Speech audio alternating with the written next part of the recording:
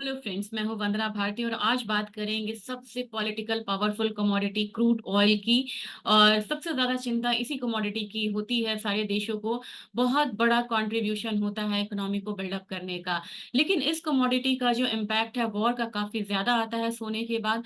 खासकर जबकि वॉर या टेंशंस, वॉर रिलेटेड टेंशंस यहाँ पे ऑयल प्रोड्यूसिंग जोन में हो या कंट्रीज में हो। अभी हम लोगों ने देखा है कि सबसे ज्यादा हीटअप हुई है यहाँ पे वर्ल्ड इकोनॉमी, वो इसराइल और ईरान के टेंशंस के बीच में। यहाँ पे हमले किए गए, हमले हमले को इंटरसेप्ट किया गया। इन तमाम कोशिशों के बावजूद और टेंशंस के बावजूद हम लोगों ने बहुत ज्यादा इजाफा आता हुआ नहीं क्रूड ऑयल में देखा। और क्रूड ऑयल ने ऑलरेडी 2024 की बात की जाए 20% का इजाफा प्राइसेस में आता हुआ देखा है। इसे समझेंगे प्राइस मूवमेंट को एक चार्ट से, और समझेंगे कि आगे की स्ट्रैटेजी यहाँ पे क्या होनी चाहिए और क्या फैक्टर्स है जो क्रूड ऑयल को बिल्कुल शॉर्ट टर्म में यहाँ पे डिफाइन कर सकता है और क्या क्या ट्रिगर्स पे आपको यहाँ पे ध्यान रखना चाहिए। सबसे पहले मैं शेयर स्क्रीन करना चाहूंगी। होप सो आपको ये स्क्रीन विजिबल होगी यहाँ पे। ये रहा चार्ट, और ये कहा जाए तो डेली चार्ट है क्रूड ऑयल प्राइसेस का। यहाँ पे आप देख सकते हैं कि लगातार हम लोगों ने, ये आप देख सकते हैं कि दिसंबर 2023 का डेटा है। यहाँ से लगातार हम लोगों ने 24 में एक अपसाइड ही रैली आते हुए देखी है। लेकिन करीब करीब 7300 के करीब यहाँ पे रैली यहाँ पे रुक सी गई है, और वहां से एक पॉज आता हुआ हम देख रहे हैं।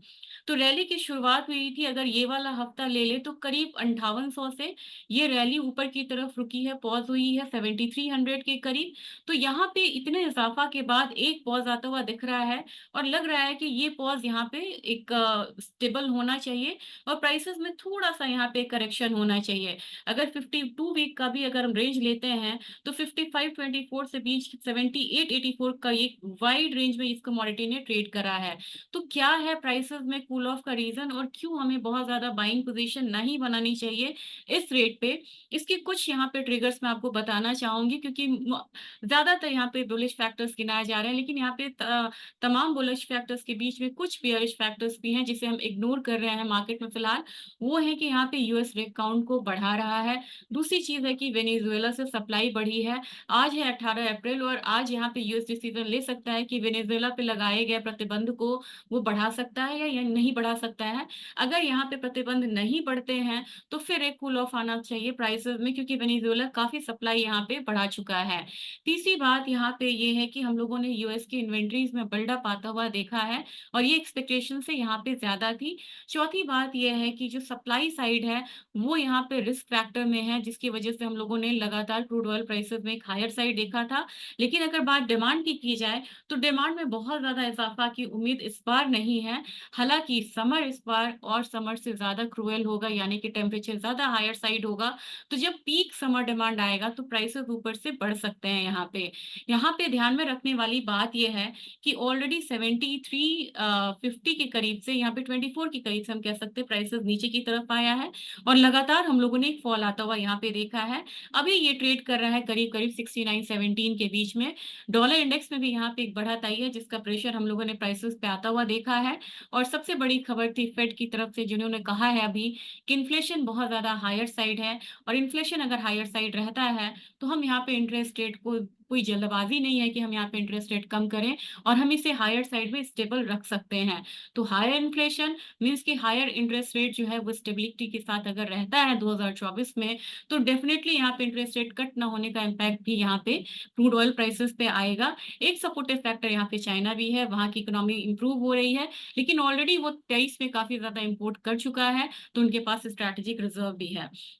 तो यहाँ पे अगर क्रक्स में देखा जाए तो फिलहाल इस हफ्ते के लिए मैं आपको बोलना चाहूंगी, या फिर थोड़ा सा हम ले लें कि 4 से 5 ट्रेडिंग सेशन में मुझे थोड़ा सा डाउन साइड लग रहा है यहाँ पे, तो मैं आगाह करना चाहूंगी कि बहुत ज्यादा यहाँ पे लॉन्ग पोजीशन को क्रिएट ना करें।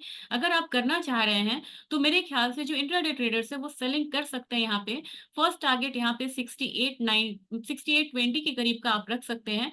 दूसरा जो है, मुझे लग रहा है अगर 6750 से नीचे ये कमोडिटी अगर क्लोज होती है तो आपको एक डाउनसाइड देखने को मिलेगा और यहाँ पे एक सपोर्ट ले सकती है ये कमोडिटी। लेकिन फिलहाल मुझे लग रहा है कि पहला लेवल क्रूशियल है 6820 का, दूसरा लेवल क्रूशियल है 6750 का। 2 टारगेट हम डाउनसाइड में यहाँ पे लेके चल सकते हैं क्रूड ऑयल में, और 6700 के करीब मुझे लग रहा है कि जो लोग बाइंग का इंतजार कर रहे हैं कि एक बाइंग फिर से आनी चाहिए, उन्हें वहां पे वैल्यू बाइंग का मौका मिलेगा। लेकिन यहाँ पे देखा जाए तो काफी सारा रेजिस्टेंस ये कमोडिटी हिट कर रहा है, तो आपको मान के चलना चाहिए कि फिलहाल जब तक कोई बहुत बड़ा ट्रिगर नहीं आता है, 7200 से ऊपर क्रूड ऑयल का स्टेबल होना थोड़ा सा मुश्किल लग रहा है। और इंट्राडे से इस हफ्ते के लिए मुझे थोड़ी सी यहाँ पे गिरावट लग रही है।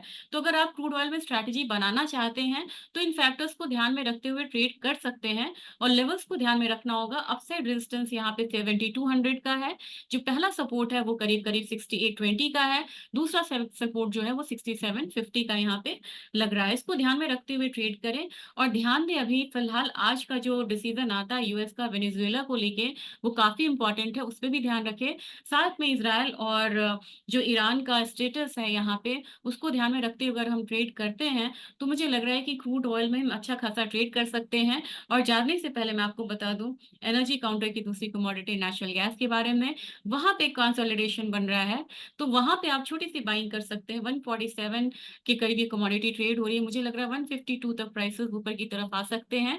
स्ट्रिक्ट स्टॉप लॉस के साथ जरूर यहाँ पे ट्रेड करिए, 143 का एक स्टॉप लॉस यहाँ पे जरूर मेंटेन करिएगा। और मेरे ख्याल से ये ट्रेड अच्छा होना चाहिए। फंडामेंटल्स के साथ ट्रेड करिए, लॉजिकल यहाँ पे रहना है, स्टॉप लॉस जरूर लगाना है। नेक्स्ट किस कमोडिटी में आपको वीडियो चाहिए, और इस वीडियो का फीडबैक आप यहाँ पे जरूर देते रहिए। Thank you.